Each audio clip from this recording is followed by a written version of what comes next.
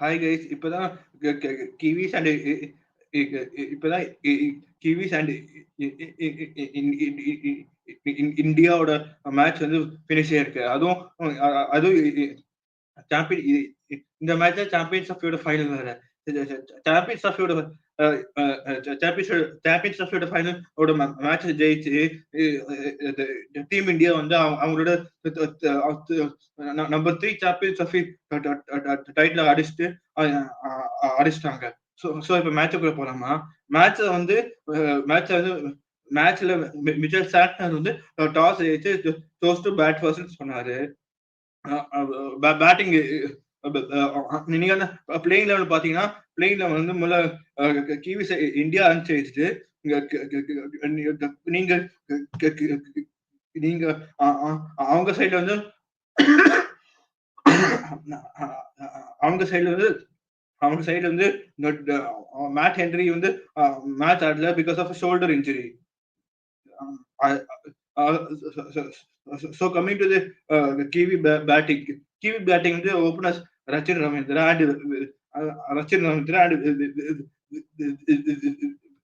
and Young வந்து ஃபாஸ்டா bowling செமையா ஆடினாங்க.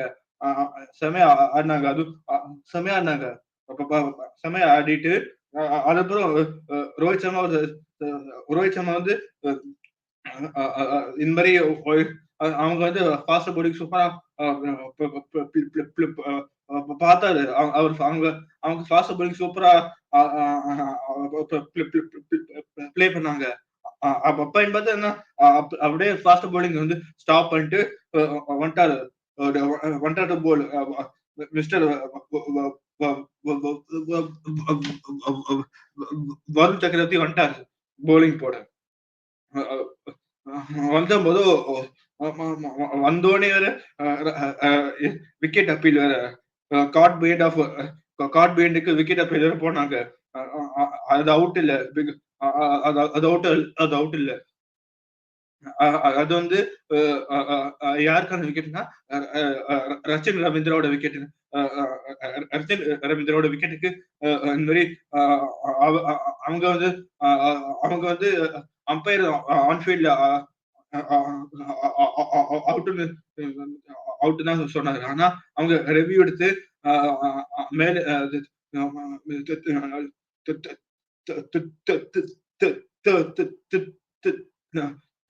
தேர்ட் அம்பையர் வந்து அவுட்லன்னு சொல்லி ரச்சின் ரவீந்திராக்கு அது ஒரு லைஃப் லைனா வந்துச்சு.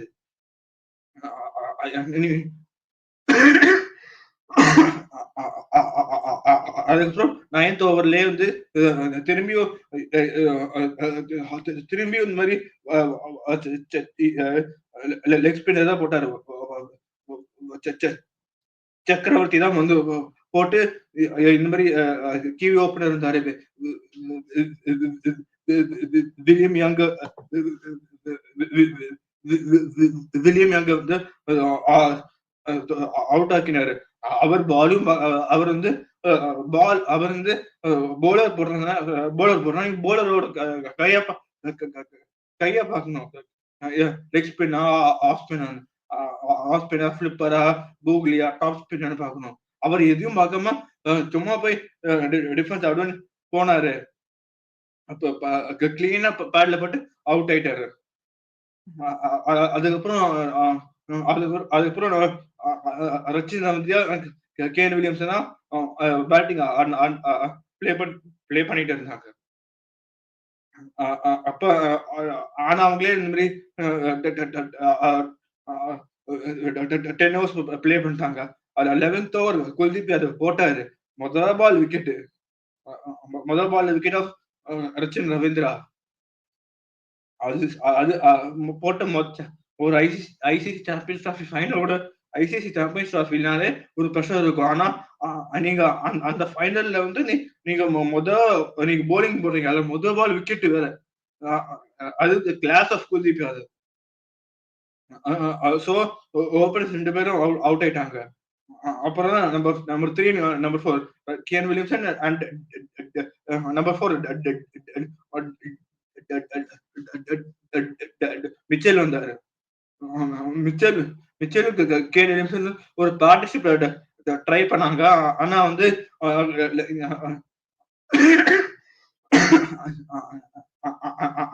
ஆனா வந்து இந்த மாதிரி வில்லியம்சன் வில்லியம்சனோட விக்கெட்டும் போயிருச்சு. போயிருச்சு டு அதே to to to to to Kuldeep Yadav wicket போயிருச்சு. அது ஒரு காட்டன் போல்டு காட்டன் போல்ட்ல விக்கெட் விட்டார் கேன் வில்லியம்சன். அதுக்கப்புறம் டாம் லேத்தமும் மிச்சலும் கொஞ்சம் பார்ட்னர்ஷிப் பண்ணாங்க. அவங்க வந்து 11 ஓவர்ஸ் 11 ஓவர்ஸ் 3 ரன்ஸ் அடிச்சாங்க. மொத்தமாவே 11 ஓவர்ஸ் வந்து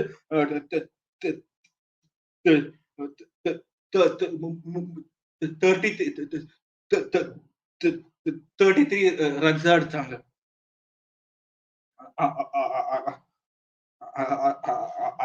அதுக்கப்புறம் வந்து அவங்க வந்து இந்த மாதிரி பார்ட்டிஷிப் போட்டு வந்தாங்க. இந்த மாதிரி அடிக்கலாம்னு ட்ரை பண்ணாங்க. அப்பன்னு பார்த்து வந்தாரு. அப்பன்னு பார்த்து இன்னொரு ஸ்பின்னர் ரவீந்திர ஜடேஜா வந்து போட்டாரு. டாம் லேதம் ஸ்வீப் அடிக்கலான்னு போனாரு. அவரு விஷாலே இந்த ஷாட் சூப்பர் ஆடுவார். ஆனா அப்பன்னு பார்த்து வந்து அவருக்கு வந்து பை பேட் லக்கோ என்னமோ தெரியல, பேட்ல போட்டு அவுட் ஆயிட்டாரு. ஸோ டாம் லெத்தமும் விக்கெட் போயிடுச்சு. இந்த 24th ஓவர்ல விக்கெட் போயிருச்சு. அதுக்கப்புறம் வந்தாரு சூப்பர்மேன் பிலிப்ஸ். அதுக்கப்புறம் வந்தாரு சூப்பர்மேன் பிலிப்ஸ் வந்து சூப்பர்மேன் பிலிப்ஸும் இந்த பக்கம் அதுக்கப்புறம் இந்த பக்கம் இவர் இருந்தாங்க. அதுக்கப்புறம் பிலிப்ஸும் மிச்சல் வந்து அவங்க திரும்பி கொஞ்சம் திரும்பியும் ஃப்ரம் த பிகினிங் கொஞ்சம் ஆரம்பிச்சு கொஞ்சம் டிஃபென்ஸ் ஆடி அதுக்கப்புறம் கொஞ்சம் அதுக்கப்புறம் 40க்கு அப்புறம் வந்து 6-4 போய்க்கலாம்னு பார்த்தாங்க. ஸோ அந்த மாதிரி பிளான் பண்ணாங்க. அந்த மாதிரி பிளான் பண்ணி தான் இந்த மாதிரி அந்த மாதிரி பிளான் பண்ணி தான் இந்த மாதிரி மிச்சலும் சூப்பர்மேன் பிலிப்ஸும் வந்து ஒரு 57 ரன்ஸ் பார்ட்டிசிப் போட்டு 57 ரன்ஸ் பார்ட்டிசிப் போட்டு வந்து இந்த மாதிரி பார்ட்டிசிப் போட்டாங்க.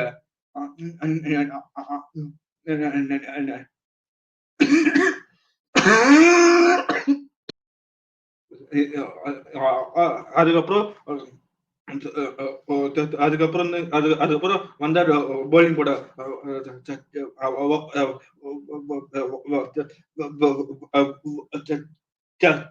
சக்கரவர்த்தி வந்து போடலான்னு வந்தாரு. ஆனா அவர் போட்ட அப்ப பிலிப்ஸும் மிச்சலும் 57 ரன் பார்ட்டிஷிப் போட்டு அவங்க விட்டு அவங்க ஃபுல்லா போய் முடிச்சிருப்பாங்க. ஒரு மொத்தம் இந்தியா ஃபைனல்ஸ் ஜெயிக்கிற ஹோப்ஸே முடிச்சிருப்பாங்க. ஆனா அப்பன்னு பார்த்து விக்கெட் விழுந்துருச்சு அந்த ஓவர். யாரோட விக்கெட்னா சூப்பர்மேன் பிலிப்ஸோட விக்கெட் போயிருச்சு. விக்கெட் போயிருச்சு. ஆனா அதுக்கு நெக்ஸ்ட் ஓவரே மிச்சலும் போயிட்டாரு. மிச்சல் ஆனா கிவி பேட்டிங்லயே இன்னைக்கு மிச்சல் ஒருத்தர்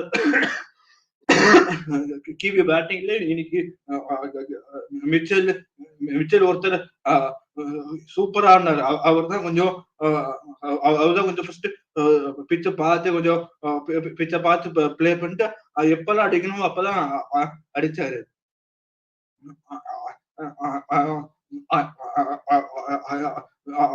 அதுக்கப்புறம்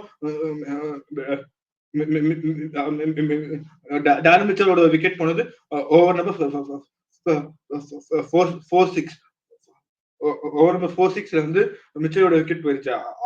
அதுக்கப்புறம் வந்தாரு மைக்கேல் பிரேசல் வந்து கடைசி 4 ஓவர்ல அவர் 50 அடிச்சிட்டாரு.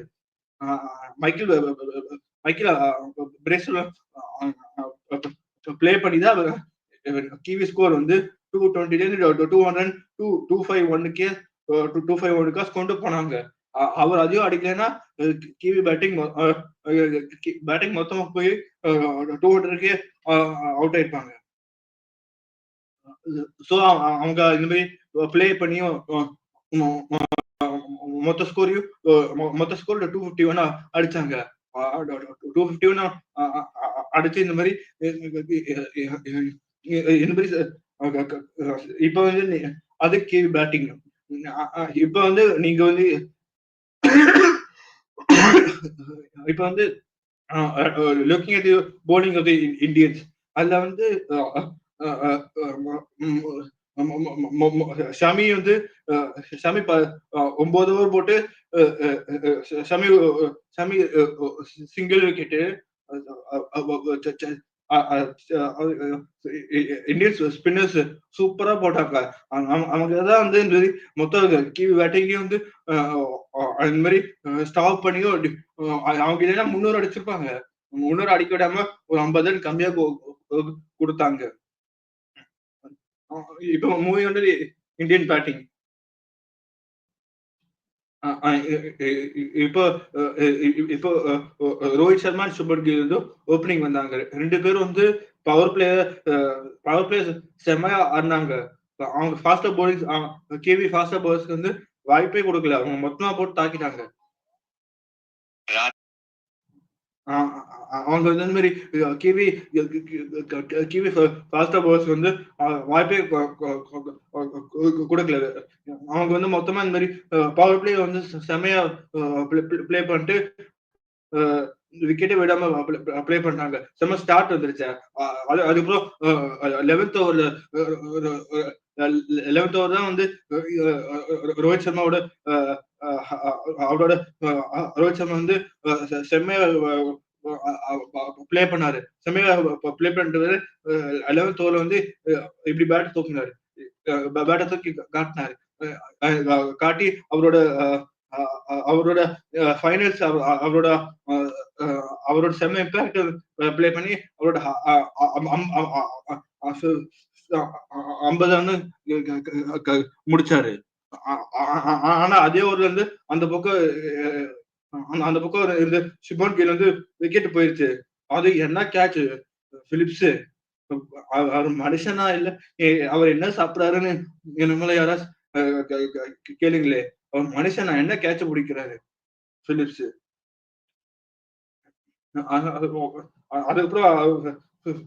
அதுக்கப்புறம் வந்தாரு விராட் கோலி. விராட் கோலி வந்து வந்தோடனே விக்கெட் போயிருச்சு. அது எப்படின்னா மைக்கேல் போட்டாரு. மைக்கேல் பிரேஸ்வல் வந்து போட்டு வந்து பேட்ல போட்டா விக்கெட் போயிருச்சு. அதான் so back to back 2 wicket போயிருச்சு. அதுக்கப்புறம் விராட் கோலி சாரி அதுக்கப்புறம் நம்பர் 4 வந்து ஸ்ரேயஸ் ஐயரும் ரோஹித் சர்மாவும் கொஞ்சம் திருப்பியும் ஆரம்பிச்சாங்க. மொத்தமா திருப்பி சிங்கிள்ஸ் ஆடி டபுள்ஸ் ஆடி இந்த 4-6 போகாம கொஞ்சம் டிஃபென்ஸ் ஆடி கொஞ்சம் மேட்ச் கொஞ்சம் சூப்பரா அந்த மாதிரி பிளான் பண்ணி பிளே பண்ணாங்க மேட்ச். ஆனா என்னாச்சு பாவம் பேட் லக். கரெக்டா ரோஹித் சர்மா செம்மையா பிளான் பண்ணி வந்தாரு. ஃபர்ஸ்ட் ஹாஃப் செஞ்சுரி 60 அப்புறம் அதுக்கப்புறம் ஆல்மோஸ்ட் போய் 100 போயிருப்பாரு. ஆனா போக முடியல பாவம். கரெக்டா 79 ரன்ஸ்லயே விக்கெட் போயிருச்சு. அதுவும்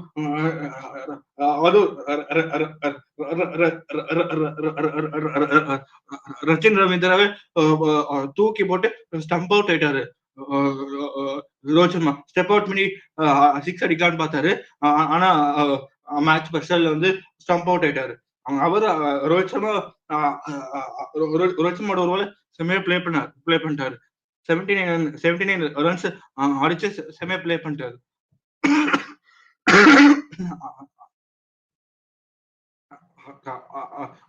ஸோ இந்த மாதிரி ரோஹித் சர்மா போயிட்டாரு, விக்கெட் போயிடுச்சு. ரோஹித் சர்மாவோட விக்கெட் போயிடுச்சு. அதுக்கப்புறம் வந்து நம்பர் 5 அக்ஷர் பட்டேல். ஸ்ரேயஸ் ஐயரும் அக்ஷர் பட்டேல் வந்து அவங்க வந்து திருப்பி ஒரு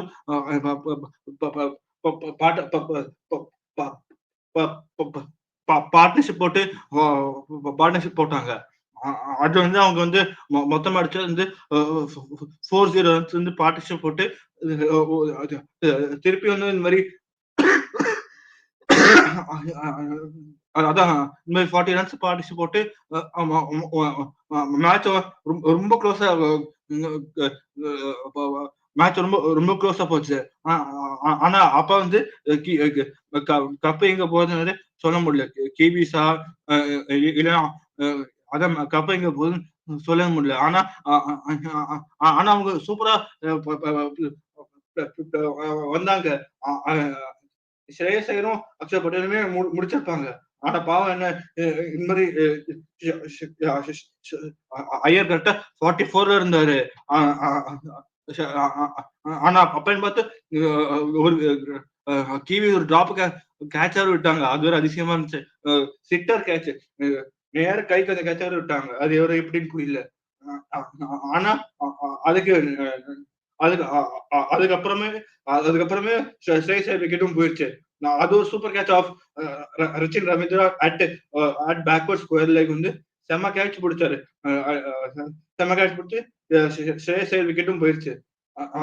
அதுக்கப்புறம் அக்ஷர் பட்டேல் அண்ட் கீப்பர் கனூர் லோகேஷ் ராகுல் அவங்க வந்து அவங்கயும் அது அவங்க வந்து அவங்க வந்து ஒரு அவங்களும் இந்த மாதிரி விக்கெட் விடாம சிங்கிள் ஓடி டபுள்ஸ் ஓடி பேட் பால்ஸ் வந்து 4-6 வந்து போயிட்டு அவங்க வந்து ஸோ அவங்க இந்தியன் பேட்ஸ்மேன் எப்பவுமே மேட்ச் போச்சுன்னு விடல.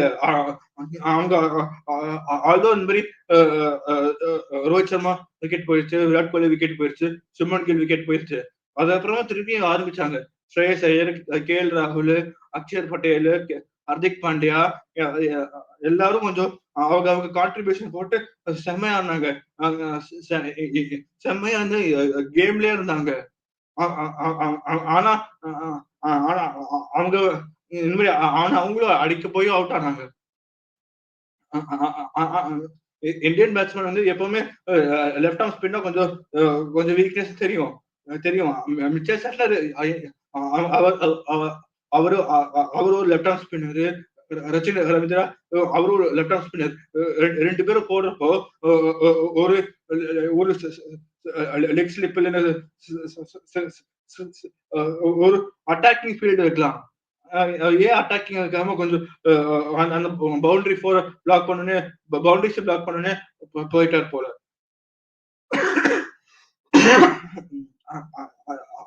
அதான் இவங்கெல்லாம் கொஞ்சம் பிளான் பண்ணி அடிச்சிட்டாங்க. அவங்க ஆனா ஆனா இவங்கெல்லாம் கொஞ்சம் ஃபைனல்ஸ் அந்த ப்ரெஷர்னு வரல. அவங்க எல்லாரும் ஓப்பனிங் பேட்ஸ்மேன் தான் செம ஸ்டார்ட் கொடுத்தாங்க. அதுக்கப்புறம் நம்பர் 4 வந்தாரு ஐயர் தான் கொஞ்சம் இந்த மாதிரி கொஞ்சம் அவர் தான் என்ன கேட்டா அவர் தான் இன்னைக்கு மேன் ஆஃப் த மேட்ச். ஏன்னா அவர் தான் கொஞ்சம் ஏர்லி விக்கெட் போயிடுச்சு. ஆனா அவர் தான் திருப்பி 6 மேட்ச்ல ஆரம்பிச்சாரு. கொஞ்சம் டிஃபென்ஸ் ஆடி கொஞ்சம் அதுக்கப்புறம் அடிக்க போயிட்டு தான் விக்கெட் வச்சு. ஏன்னா அவர் தான் ஃபர்ஸ்ட் ஆரம்பிச்சாரு. அதுக்கப்புறம் அக்ஷர் பட்டேல், ஹர்திக் பாண்டியா, கேஎல் ராகுல் அவங்க அடிச்சு மேட்ச் இந்தியா வந்து மேட்ச் இந்தியா கிவிஸ் இந்தியா கிவிஸ் வின் பண்ணிட்டாங்க. இல்ல கிவிஸோட பழைய கேப்டன் இருக்காரு கேன் வில்லியம்சன். அவர் ஏன் போய் உட்காந்து ஏன் செகண்ட் இன்னிங்ஸ் ஃபீல்டிங்கே வரலன்னு புரியல. அவர் செம்ம ஃபீல்டர். அவரும் அவர் செம்ம ஃபீல்டர். அவரும் வந்திருக்கலாம். So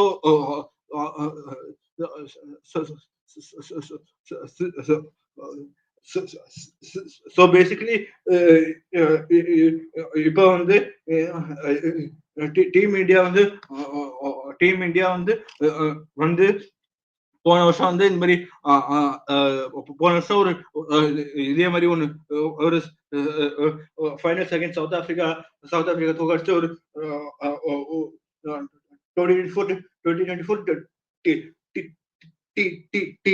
T20 வேர்ல்ட் கப்ப தூக்குனாங்க.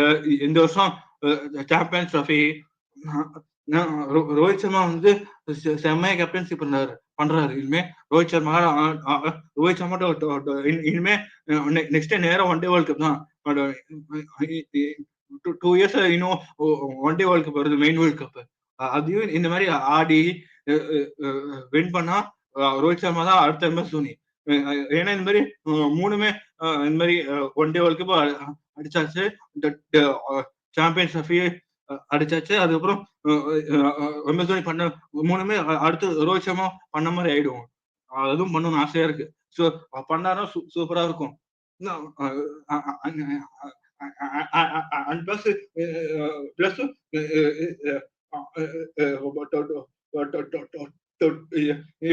இந்த வருஷம் சாம்பியன்ஸ் ட்ராஃபில வந்து டீம் இந்தியா வந்து அன்பீட்டனா போய் ஃபைனல்ஸ் போய் கப் அடிச்சிட்டாங்க. அன்பீட்டனா போய் ஸோ அல்டிமேட்டா இந்த மாதிரி மொத்த டீமா ஆடினாங்க. டீமா ஆடி போய் டீமா ஆடினாங்க. இதே மாதிரிதான் வந்து வந்துச்சு 2023 வேர்ல்ட் கப். அது இதே மாதிரிதான் வந்து டீமா வந்தாங்க. ஆனா பாவம் ஃபைனல்ல போய் last against Australia. So thank you for watching. Please like, share and subscribe.